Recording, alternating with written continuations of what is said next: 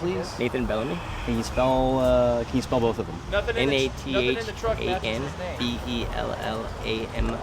Okay. Can you tell me what happened? So far, I found out someone just drove into our house. Oh, how bad's the damage? It looks, it looks pretty bad inside. It looks, I can't really say. I mean, The problem is it hit like right where the floor is. So it buckled the floor. Yeah, it kind of just buckled the floor. So that Okay. looks like the extent of the main damage. So just the wall, the windows, and the floor.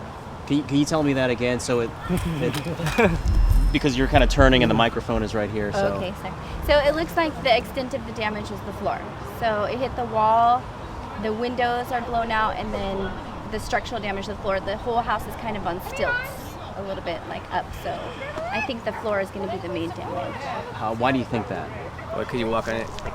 Yeah, it's kind of, there's a huge, in the middle of the floor where it didn't really hit, like in the middle of the kitchen, it's raised, so you can tell that it kind of had more impact than I would think from the distance that it was. And what's your first and last name, please? Angela Bellamy?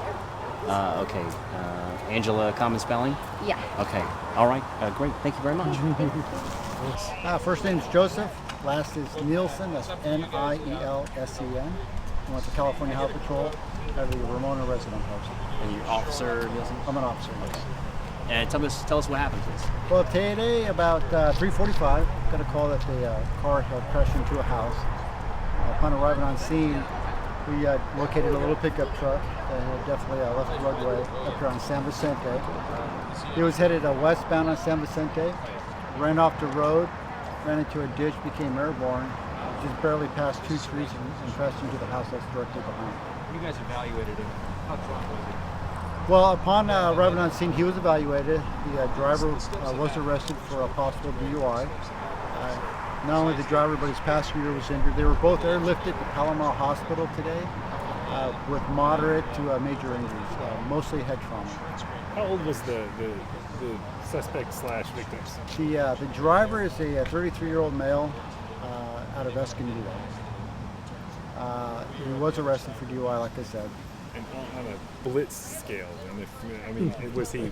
Yep. What did he say to you when he came up? Well, I can't really give a statement out, but he was definitely he was legally intoxicated at the time that he was arrested. He didn't tell any. He didn't say, "Hey, what happened, man?" No, actually, him and his passengers were pretty dazed about the crash. And what? The trajectory. Can you tell us a little bit about how? Sure. What happened is he was driving westbound on San Vicente Road, approximately about 60 miles an hour, according to witnesses. As they were following behind him, they watched him just straighten out the curve, a slight curve in the road. They never saw him hit the brakes. He ran off the road and hit a ditch. And at the time that he hit the ditch, he went airborne and missed the first tree. And he went airborne through the driveway here, missed another tree behind me, and then he had crashed into the house. He probably lost a little bit of speed once he hit the ground over here at the ditch, but his initial speed was 60 miles an hour roughly. If he hit the tree, would he still be here? Fortunately, he didn't hit the tree. The airbags did deploy. I believe that if he hadn't hit that tree, that probably him and his passenger would have been killed. At this time, we're still evaluating whether he was wearing a seatbelt or not. I do know that the airbags did deploy though. And was there anybody in the house at the time? Nobody in the house at the time. We had fire department come out, check the house as well for any gas leaks or electrical problems, and they deemed the house was safe. So the people can go back and live in their house for the evening, or? Yes, the people can go back in the house. Of course, we're going to have the contractors come out and take a look at the house. Yeah, that's terrible. You know what? And as we always emphasize, on the Highway Patrol, don't drink and drive. That's appears to be the primary cause of this collision is drinking and driving. The weather's getting warm, more people are out driving. High school, teenagers out and about. We just can't emphasize enough, don't drink and drive. Is this a common occurrence for this curve? Generally we don't get a lot of crashes right here in this curve. It's actually probably a little further west of here. We've had a few crashes, but not in this general location. Sure, go ahead. Yes, sir. Can you do the talk about it being airborne again? I was kind of had the audio off there for a second. Okay. Well, when he left the roadway, there's a small ditch right after you left the roadway. When he hit that ditch, he went airborne and missed the first tree. and he went airborne through the driveway right here, as you can see. Just barely missed another tree right behind me, and then he continued until he hit the house.